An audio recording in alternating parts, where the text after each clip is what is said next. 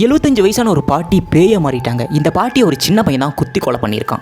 3 சகோதரிகள் இருக்காங்க. அதில் ஒருத்தருக்கு மட்டும் கல்யாணம் ஆகி வெளியூரில் போய் செட்டில் ஆயிடுறாங்க. மீதி 2 பேருமே அந்த வீட்டில் இருக்காங்க. அந்த 2 பேருக்கு மட்டும்தான் அந்த வீடுன்னு சொல்லிட்டு அவங்க அப்பா உயிர் எழுதி வச்சுட்டு இறந்தும் போயிடுறாரு. அதனாலேயே அவங்க 2 பேருமே கல்யாணமே பண்ணிக்கவே. ஸோ வயசாகி சாகருக்குமே கல்யாணம் பண்ணாமல் தான் இருந்திருக்காங்க. அதில் ஒருத்தர் பார்த்தீங்கன்னா டெரா, அவங்க பார்த்தீங்கன்னா பியானோ டீச்சராக இருக்காங்க. இன்னொருத்தர் பார்த்தீங்கன்னா ஜாய்ஸ், அவங்க பார்த்தீங்கன்னா இங்கிலீஷ் டீச்சராக இருக்காங்க. இவங்க 2 பேருமே சேர்ந்து அந்த ஊரில் இருக்கிற சின்ன சின்ன குழந்தைங்களுக்கும் பசங்களுக்குமே அந்த கிளாஸ் எடுத்துகிட்டு இருக்காங்க. பியானோ கிளாஸும் இங்கிலீஷ் கிளாஸும். ஸோ காலங்கள் போக போக அவங்க கிட்ட யாருமே படிக்க வரவே இல்லை. காரணம் அவங்களுக்கு ரொம்ப வயசாகி போனதால யாருமே படிக்க வரல. ஸோ 2 பேரும் மட்டும் தான் அந்த வீட்டில் தனியாக வாழ்ந்துட்டு இருக்காங்க. அப்போ பார்த்தீங்கன்னா ஒரு நாள் இரவு பயங்கரமான ஒரு சத்தம் வீட்டுக்கு வெளியில் கேட்குது, யாரோ கத்துற மாதிரி. அப்போ அந்த இங்கிலீஷ் டீச்சர் எழுந்து போய் வெளியில் பார்க்க போகிறாங்க. அந்த பியானோ டீச்சரை யாரோ சின்ன பையன் கத்தியால் குத்தி கொண்டுட்டு இருக்கான். ஸோ அதை பார்த்து அவங்க ஷாக்காகி அங்கேயும் மயக்கப்பட்டு வந்துடுறாங்க. காலங்கள் போகுது. அது ஒரு சின்ன பையன் தான் அந்த பாட்டியை குத்தி கொண்டான்னு சொல்லிட்டு தகவல் வருது. அது காரணம் என்னன்னா, அந்த பாட்டி வந்து கிளாஸ் எடுத்திருந்தாங்க பார்த்தீங்களா, அங்கே இருக்கிற சின்ன பசங்களை யாராச்சும் மிரட்டியிருப்பாங்க இல்லை அடிச்சிருப்பாங்க. அதெல்லாம் அந்த சின்ன பசங்க இருந்துக்கிட்டு கோவத்தோட அவங்களை குத்தி கொண்டுக்கணும்னு சொல்லிட்டு கேஸை க்ளோஸ் பண்ணுறாங்க. கொஞ்சம் காலங்கள் போக போக அந்த இங்கிலீஷ் டீச்சரும் இறந்து போயிடுறாங்க.